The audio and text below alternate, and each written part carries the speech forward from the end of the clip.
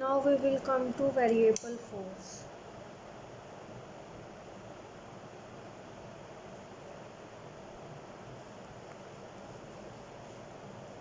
The force that changes with change in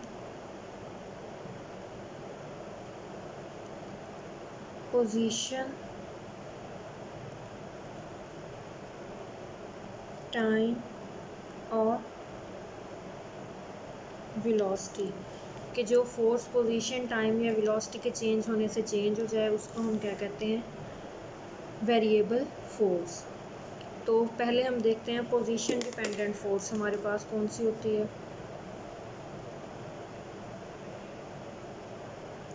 position dependent force,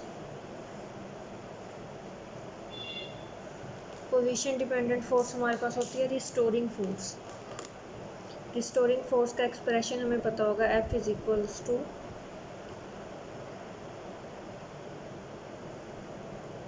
restoring force in spring, ठीक है, F is equal to minus k of x. ये हमारे पास expression होता है restoring force का।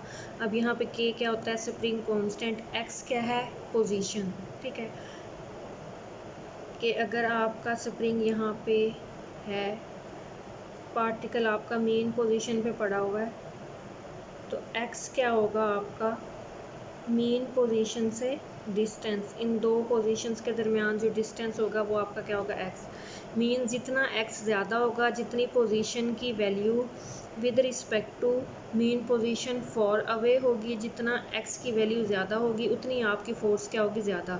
जितना x कम होगा, जितना आपका पार्टिकल जो है वो मेन पोजीशन के करीब होगा, जितना x कम होगा उतनी फोर्स की वैल्यू क्या होगी, कम। इट मीन्स पोजीशन के चेंज होने से फोर्स की वैल्यू क्या हो रही है, change. F is directly proportional to minus x, minus का साइन जो है वो उसके एक्सेलरेशन को शो कर रहा है, ठीक है। तो यहाँ पे इसका मतलब है कि जो रिस्टोरिंग फोर्स है वो है आपके पास पोजीशन डिपेंडेंट फोर्स।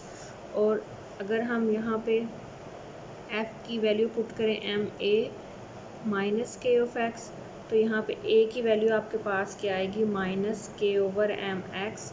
ये दोनों कांस्टेंट हैं and a will also equals to directly proportional to minus x. तो ये आपके पास क्या है, पोजीशन डिपेंडेंट फोर्स। यहाँ पे हम लिख लेते हैं दैट ग्रेटर द डिस्टेंस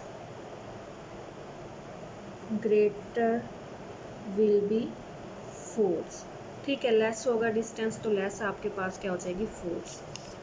फिर है time dependent force. Time dependent force हमारे पास कौन सी होती है,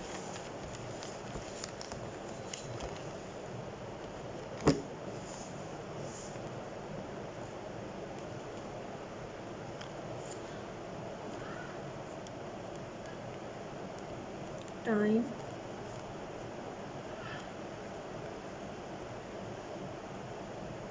डिपेंडेंट फोर्स।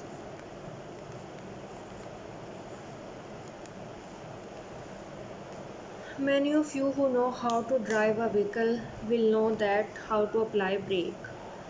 जब आपने ब्रेक अप्लाई करना होता है, गाड़ी को स्टॉप करना होता है, तब आप क्या करते हैं, पहले हल्का सा ब्रेक अप्लाई करते हैं गाड़ी को स्लो डाउन करने के लिए। एकदम आप फुल जो है स्ट्रेंथ से ब्रेक अप्लाई नहीं करते, पहले आप हल्का सा ब्रेक को अप्लाई करते हैं गाड़ी को स्लो डाउन करने के लिए, देन आप स्ट्रॉन्गली ब्रेक अप्लाई करते हैं गाड़ी को स्टॉप करने के लिए। It means that the interval in which the vehicle is slowing down, the braking force depend on that, कि आपने उसको हल्का सा अप्लाई किया, कम स्ट्रेंथ से अप्लाई किया, गाड़ी स्लो डाउन होना स्टार्ट हो गई। कुछ टाइम के बाद जब गाड़ी स्लो डाउन हो गई तब आपने उसकी स्ट्रेंथ को बढ़ा दिया और फोर्स को ज़्यादा अप्लाई किया। तो वो जो ब्रेक वाली फोर्स थी वो किसके दरमियान जो है वेरी कर रही है उस ब्रेक, उस टाइम इंटरवल के दरमियान जिसमें आपकी गाड़ी जो है वो स्लो डाउन हुई है, तो इट्स मीन वो टाइम पे डिपेंड कर रही है, it's mean that is a time dependent force. तो जब हम इसके लिए एक्सप्रेशन लिखेंगे F is equals to m में, तो हम simply F is equal to m में नहीं लिखेंगे, बल्कि हम लिखेंगे F into t is equals to m a into t. और यहाँ पे आपका फिर एक्सेलरेशन क्या बनेगा, A into t will be equals to F of T over m। इसको हम कह देते हैं इक्वेशन नंबर 1। और यहाँ पे वैसे आपका एक्सप्रेशन अगर हम इसका with respect to time rate of change of velocity देखें, then A of T will be equals to D V of T over D T.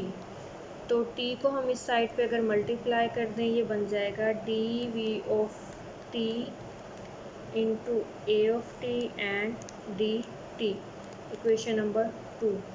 तो हम कंसिडर कर लेते हैं at t is equal to 0 velocity v naught है, and after some time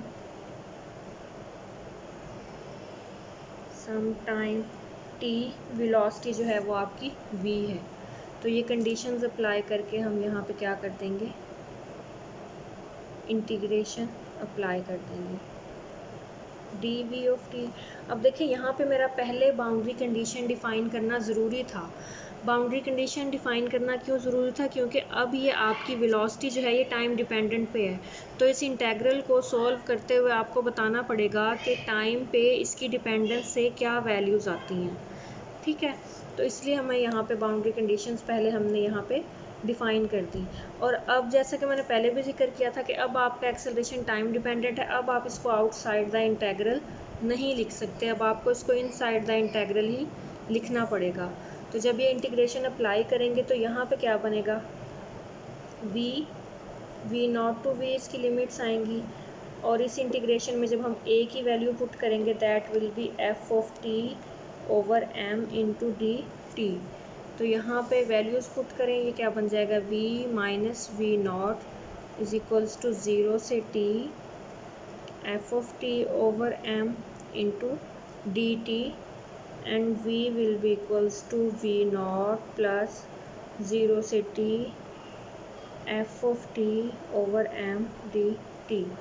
ये आपके पास आ गई है इक्वेशन नंबर 1, ठीक है, पहली equation of motion. Now v of t will be equals to dx of t over dt। तो जब इसको मल्टीप्लाई करेंगे उस साइड पे ये बन जाएगा dx of t is equals to vt and dt।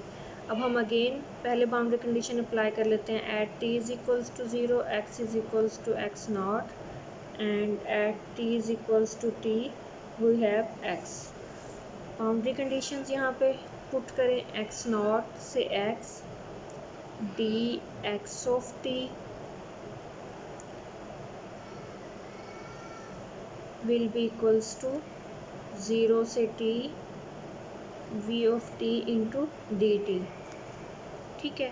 यहाँ पे देखिए हम इस इंटेग्रल की डिटेल में नहीं गए, इस इंटेग्रल की, क्योंकि ब्रेकिंग फोर्स की तो हमने एग्जांपल ली है, हमारे पास उसकी क्वांटिटी नहीं है, हमने अभी तक उसको एक्सप्रेशन यहाँ पे यूज़ नहीं किया, तो इसको हमने जनरल फॉर्म तक के स्टॉप कर दिया, ठीक है। इसको भी हम ऐसे ही करेंगे, जनरल फॉर्म तक स्टॉप कर देंगे। तो ये क्या आएगा, integral x of t x not से एक्स 0 से t v of T into d T.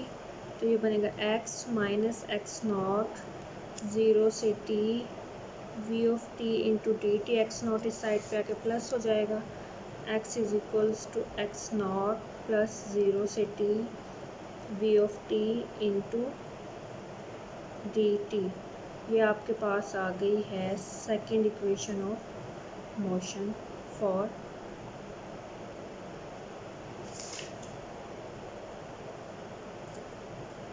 Time dependent force.